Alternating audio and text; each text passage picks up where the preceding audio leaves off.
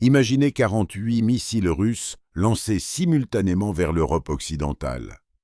Coordonnées, saturantes, conçues pour briser n'importe quel bouclier OTAN. Les Patriots américains saturant en 30 secondes. Les S-300 ukrainiens s'effondreraient. Mais cette vague vise Paris. Et quelque chose d'invisible attend dans la nuit. En 90 secondes, 46 vecteurs sont neutralisés. Aucune perte au sol, aucun appel à Washington, aucune permission demandée. Le Kremlin reçoit le rapport en silence. C'est ce que la France a construit pendant que tout le monde regardait ailleurs. Ce n'est pas de la science-fiction. C'est la réalité française que l'OTAN découvre maintenant. Bienvenue. Aujourd'hui, nous analysons l'arme défensive la plus sous-estimée de l'arsenal français. Nous allons démontrer pourquoi le bouclier antimissile français, combiné à l'architecture de commandement souveraine, est une équation que même les missiles hypersoniques russes ne survivent pas.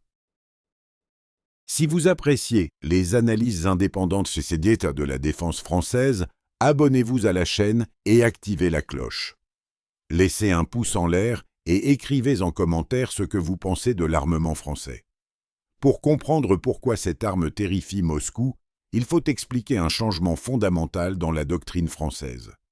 Pendant des décennies, la France a été perçue comme une puissance diplomatique d'abord, militaire ensuite. Les analystes russes considéraient l'armée française comme une force expéditionnaire africaine, pas comme une menace stratégique sur le territoire européen. Ce mythe est sémisséquité mort, mais en 2024.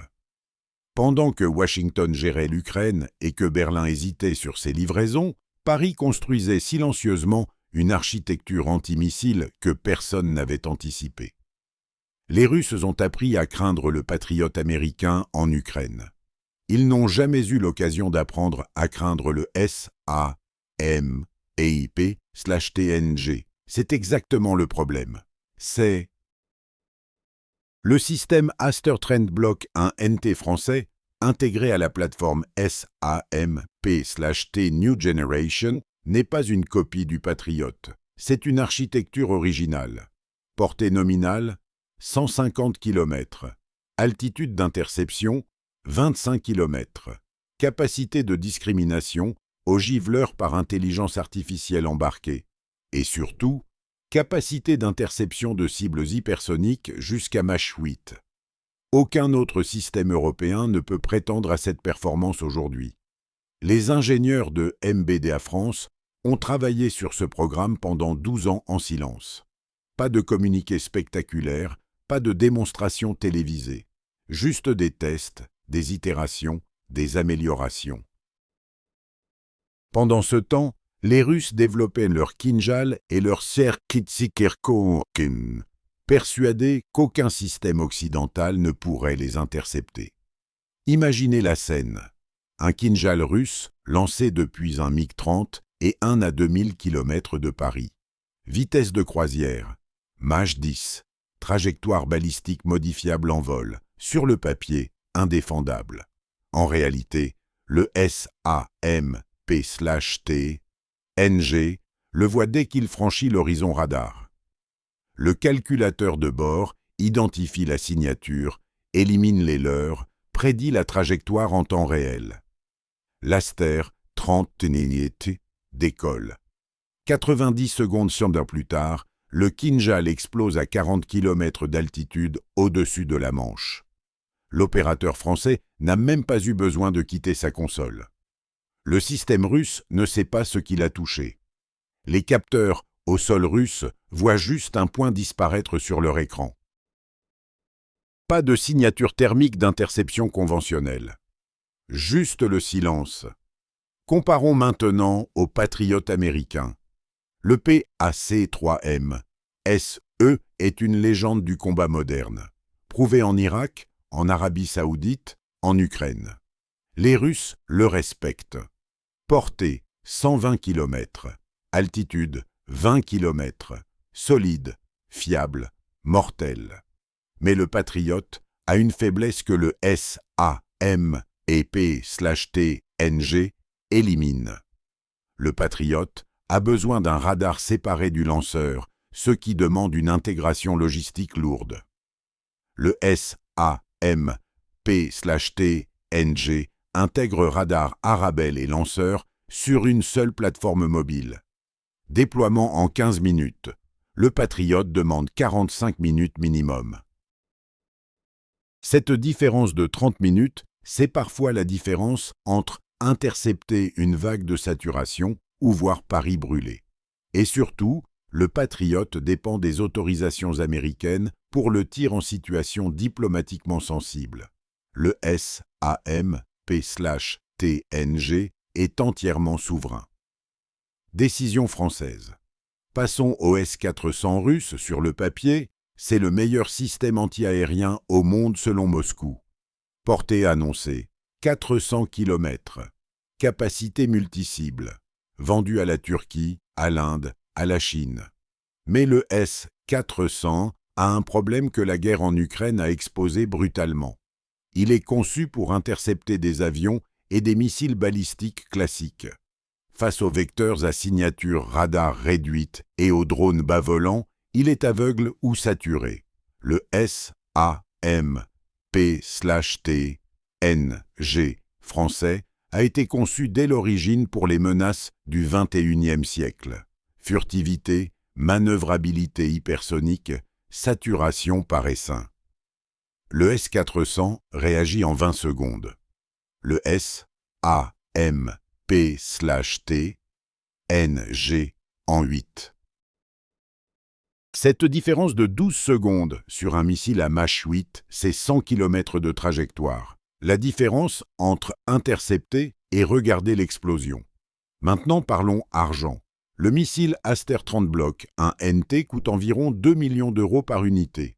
Le Kinjal russe, qui l'intercepte, coûte 10 millions d'euros minimum, sans compter le MiG-30 et un modifié qui le transporte. Ratio coût, 1/5, en faveur de la France.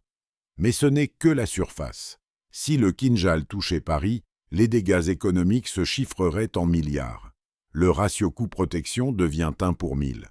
Moscou ne peut pas gagner cette guerre économique.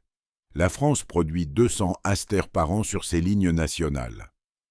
Aucune dépendance américaine. Aucun appel à Lockheed Martin. Décision française, production française, souveraineté française. Le SAMP/TNG est intégré sur une plateforme mobile 6x6 de conception française. Déploiement rapide. 15 minutes entre l'arrivée sur position et le premier tir possible. 8 lanceurs verticaux, chacun contenant 8 missiles Aster prêts au tir. 64 interceptions possibles avant rechargement.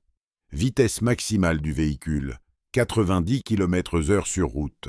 La plateforme se déplace, tire, change de position en quelques minutes. Les satellites russes voient une zone vide. Pas de cible fixe à frapper en représailles. Le système français n'attend pas l'ennemi. Il chasse les frappes ennemies dans le ciel français. L'intégration au réseau de commandement français change tout.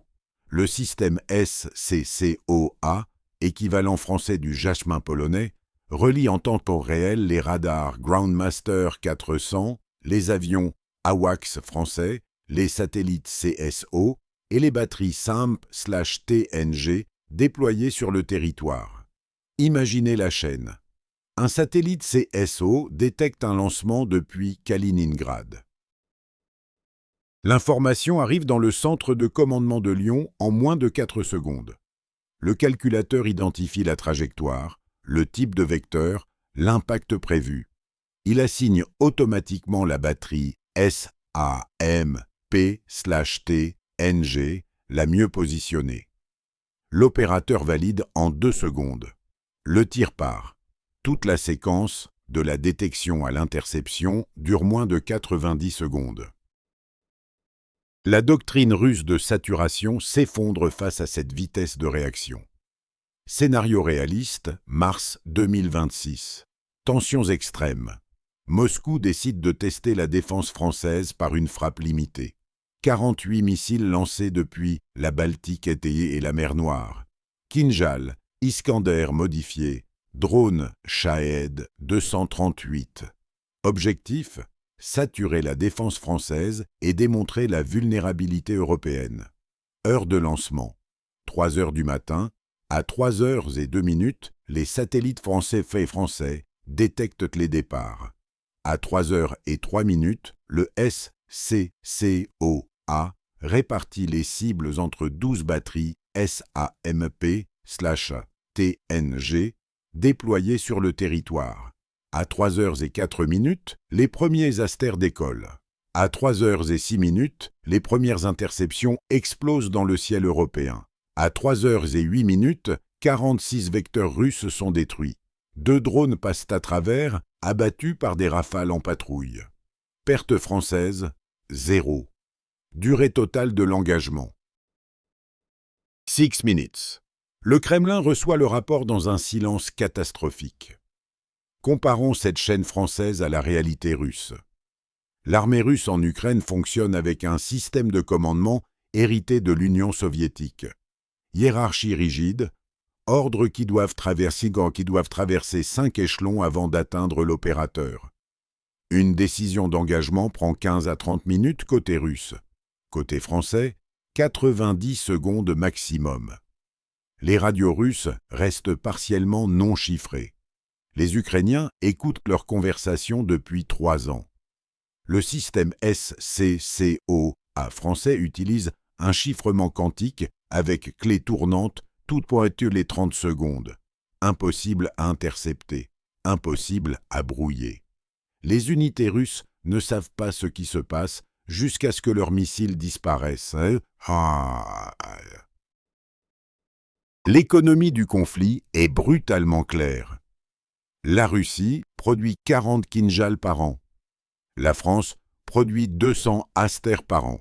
Même si chaque Aster n'avait qu'un taux de réussite de 50%, la France intercepterait 100 missiles russes par an pour 40 produits. La Russie ne peut pas gagner mathématiquement. Et chaque Aster tiré coûte 20% du prix du Kinjal détruit. La guerre d'attrition aérienne est perdue d'avance pour Moscou face à la France. Mais la vraie valeur du SAMP/TNG ne réside pas seulement dans la défense. Elle réside dans ce qu'il représente pour la souveraineté française. Pendant des décennies, la France dépendait du parapluie nucléaire américain et des systèmes OTAN pour sa défense aérienne. Achats patriotes envisagés, négociations avec Washington, dépendance technologique. Le SAMP/TNG change cette dynamique. La France conçoit, produit, déploie, décide. Aucune permission de Washington nécessaire. Aucune validation autant demandée. Les ingénieurs français de MBDA et Thales développent dans les prochaines versions Block 2 capables d'intercepter des planeurs hypersoniques au-delà de Mach 10. Dans 5 ans, la France exportera sa doctrine antimissile à d'autres pays européens, de clientes OTAN à fournisseurs de souveraineté européenne. Cela change tout. Cela signifie que l'armée française n'est plus une force d'appoint pour les grands acteurs OTAN. Nous sommes devenus l'acteur qu'on respecte. Les états-majors russes ont reçu une instruction claire. Éviter la simulation de frappes massives sur le territoire français. Ne pas modéliser de saturation aérienne contre Paris. Concentrer les démonstrations de force sur les flancs orientaux de l'OTAN. Ce n'est pas un hommage à l'armement français, c'est une reconnaissance institutionnelle de la faiblesse russe. L'aveu que leurs Kinjal, leurs Tirkon, leurs Iskander n'ont pas de réponse à la combinaison française de portée, de vitesse de réaction et d'intelligence systémique. Que pensez-vous de la défense antimissile française? Le SAMPP/TNG est-il le meilleur investissement militaire français de la dernière décennie? Ou aurait-on dû acheter des patriotes américains? Écrivez en commentaire. Nous sommes très curieux de votre opinion stratégique. Si cet aperçu de la vraie puissance de l'armement français vous a plu, laissez un pouce en l'air. Abonnez-vous pour ne pas manquer nos prochaines analyses de la défense française. Soyez vigilants, soyez fiers. La France sait se défendre. À la prochaine.